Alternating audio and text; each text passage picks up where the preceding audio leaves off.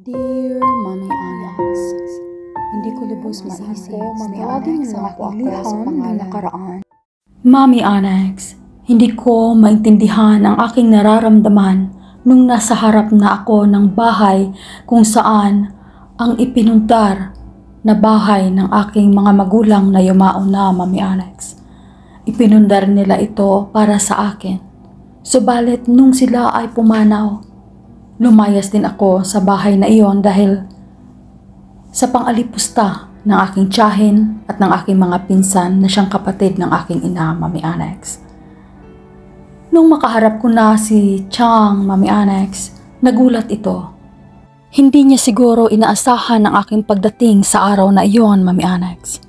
At marahil hindi rin niya iniisip na darating ang araw, babawiin ko ang para sa akin. Kaya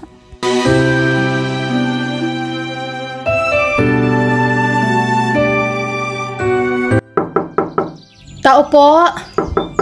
Tao po! Ay, sandali lang! Bubuksan na! Sino ba yan? Chang? Abigail! Napadpad ka dito. Anong kailangan mo, ha? Bakit ka pa nagpakita dito? Kapal ng mukha mong magpakita dito. Sa kabila ng iyong trabaho, hindi ka ba nahiya? Huwag kang pumasok sa bahay na ito. Hindi ka welcome dito. Nakakahiya ka. Chang, pwede ba tayo mag-usap?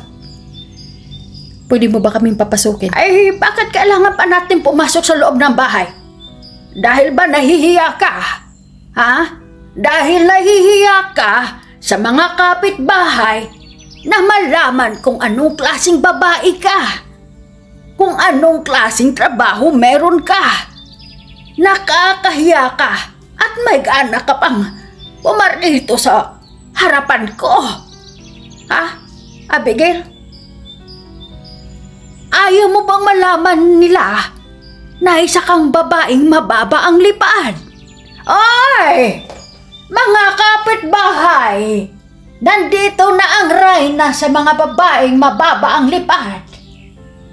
Naglayas-layas dito sa poder ko para pumasok lamang sa isang trabahong walang kwenta at nakakahiya. Kilala niyo ba ito? Ito yung pamangkin ko na babaeng mababa ang lipad. Anak ito ng aking kapatid na yumao na. Ngayon bumalik. At bakit kaya? Ha? Anong kailangan mo, ha? Hindi ka na welcome dito, Abigail. Chang, pwede ba makinig ka? Ang dami ng mga taong nakatingin sa atin, mga kapitbahay dito. Bakit hindi na lang natin ito pag-usapan sa loob ng bahay at pinapahiya mo pa ako at pinaparatangan sa mga bagay na hindi ko naman ginawa? Marangal ang trabaho ko.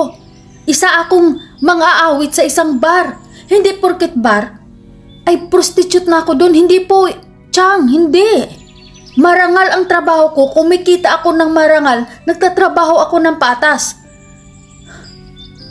Masyado mo na akong hinahamak, Chang. Sumusobra ka na. Shush! Huwag ka nang magmalinis dyan, Abigail. Kilalang kilala ko yung likaw ng bituka mo. Huwag mo nang linisin ang pangalan mo sa lugar na to dahil isa kang mabaing bababa ang lipad.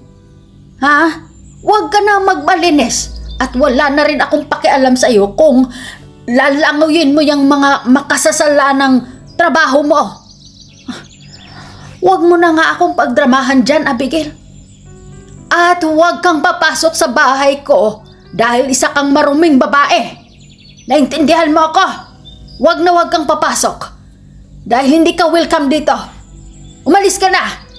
Dalhin mo na yung mga alipores mo. Hindi kayo nababagay dito sa pamamahay ko. Okay, Chang. Kung yan ang gusto mo na dito natin pag-usapan, fine. Walang problema sa akin. Meron akong attorney dala. At meron na ring notice na pinapadala sa inyo. Siguro natanggap mo na. At nalaman mo na ang pamamahay na ito ay hindi sa inyo. At kailangan na kayong umalis sa bahay na iyan. Dahil hindi nyo iyan bahay. Bahay iyan ng mga magulang ko na siyang iniwan nila sa akin. Pasalamat nga kayo, Chang, hinayaan ko kayong manirahan dyan na walang bayad. Kaya, ngayon, kung pwede lang, magbalot-balot na kayo ng mga damit nyo. Hakutin nyo na yung mga gamit nyo. Dahil lilipat na ako dyan. Ngayon din. Ngayon din. Alam mo, Chang, naaawa ako sa inyo eh. Naaawa ako kasi pamilya pa rin tayo. Pero sa ganyang pag-uugali mo, parang napawi lahat ng awa na naramdaman ko para sa inyo. Nag-iisa na lang kayong pamilya ko. Pero anong ginagawa niyo sa akin, Chang? Inaapak-apakan ninyo ang pagkatao ko. Kaya, pasensya na, Chang. Kung hindi kayo aalis ngayon, tatawag ako ng pulis. At magsama kayo ng anak mong panganay doon sa kulungan. Ay, Abigail, napakawalang hiya mo talaga. Ako na nga lang yung nag-iisa mong pamilya pero palalayasin mo sa bahay na ito. Matagal na akong naninirahan dyan. Kaya wala kang karapatan na paalisin ako sa bahay na yan. Wala, Abigail, wala. Chang, alam kong binabalita mo na sa lahat ng tao na kakilala mo na ako ay masamang tao, ako ay masamang babae, ako ay may babang lipad. Wala akong pakialam doon, Chang. Ang gusto ko lang ay umalis na kayo sa bahay ko na siyang pamana ng aking mga magulang na tinirhan nyo ng libre sa loob ng maraming taon. Pero wag kang mag-alala, Chang. Hindi kayo maging homeless. Dahil kinunan ko na kayo ng apartment ng iyong anak. At pag-uwi ng iyong anak na panganay galing sa kulungan, meron siyang matuluyan. Hindi pa rin ako masyadong masama, Chang. Sa totoo lang, meron pa rin akong concern para sa inyo.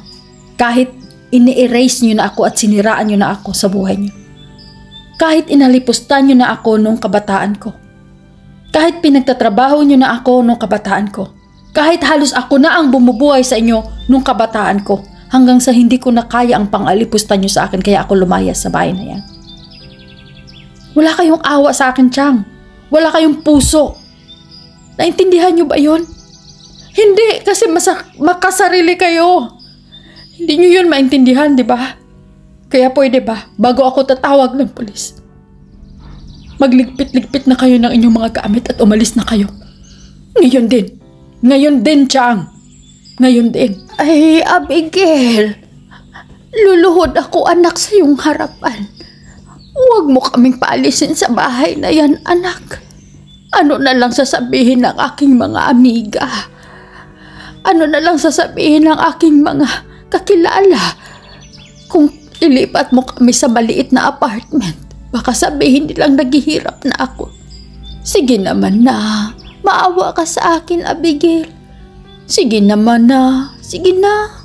Huwag mo kaming palayasin. Dito lang kami. Dito lang. Ma! Bakit ka nakaluhod dyan sa harapan ng babaeng yan? At anong ginagawa mo dito, hoy, babae? Umalis ka nga dito sa harapan ng bahay namin. Baka yung mga bakterya mag-iiwan yan dito na taladala mo. Umalis ka na. Tumayo ka nga dyan na. Anak, mag-sorry ka kay Ate Abigail mo. Sige na, anak, mag-sorry ka. Mag-sorry ka, anak. Bakit ako mag-sorry sa kutong lupang yan? Ma, wala siyang karapatan tanggapin ang sorry natin. Kasi wala naman tayong ginawang masama. At siya ngayong nanggugulo dito sa bahay natin. Lumayas ka na, di ba? Bakit ka pa bumalik? Ha? Anong binabalik-balikan mo dito? Wala ka ng karapatan dito sa bahay namin. Lumayas ka na eh. Amin na to. Amin na ang bahay na ito. Catherine, tama na yan. Lumayas Catherine. ka. Layas! Layas! Catherine. Pwede ba? Pwede ba pag-isipan mo muna yung mga pinagsasabi mo? Kung tama ba o hindi? Hindi ka pa rin nagbabago. Masyado kang mapagmataas. Ay, naku, dear. Tawagan ko na yung mga contact ko, para papuntahin sila dito at kalagarin ng mag-inang yan. Hindi sila nababagay dito sa pamamahay mo. At kitang-kita naman sa papeles kung sino talaga ang totoong may-ari sa bahay na ito. Kaya, wag mo nang aksayahin yung time mo dyan, dear. Sige na, tawagan ko na sila. Sandali. Huwag mong tawagan. Abigail, iha. Pwede ba pumasok tayo sa loob? Pwede ba doon natin pag-usapan ang lahat ng ito? Sige na, anak. Pasok tayo sa loob. Sige na. Pag-usapan natin ito ng masinsinan. Baka nabigla ka lang. Sige na. Pasok tayo sa loob. Ma, natatakot ka sa pinagsasabi nila? Scam yan. Budol. Di ba? Karamihan sa mga nagtrabaho sa bar, ma, budol sila. Pwede ba, ma? Ihinto mo na nga yung pakikiusap mo sa kanya. Hindi bagay na ang katulad natin ay makikiusap sa katulad niya. Hampas lupa lang naman din yan. Para kung sino kung umasta. Hindi mo kami kaya, girl. Kung gusto mo, sige, kasuhan mo kami. Kung may pera ka. Tumigil ka nga dyan, Catherine. Wala kang magandang salita. Manahimik ka na lang. Loko ka. Wala na tayong pera. Natalo ko sa kasino. Yung perang pinapaipon mo sa akin. Natalo ko sa kasino. Wala tayong pambayad sa abogado. Manahimik ka dyan. Makapagsalita to. Sige na. Sige na, Abigail. Mag-usap tayo, anak. Halika, pasok ka dito sa loob. Sige na, pag-usapan natin to. Huwag mo kaming palayasin. Hindi na, Chang. Sige na. Malinaw na sa akin ang lahat. Umalis na kayo at hindi na magbabago ang aking desisyon. Bigyan ko kayo ngayong araw na ito. Abigail! Umalis na kayo. Maawa ka.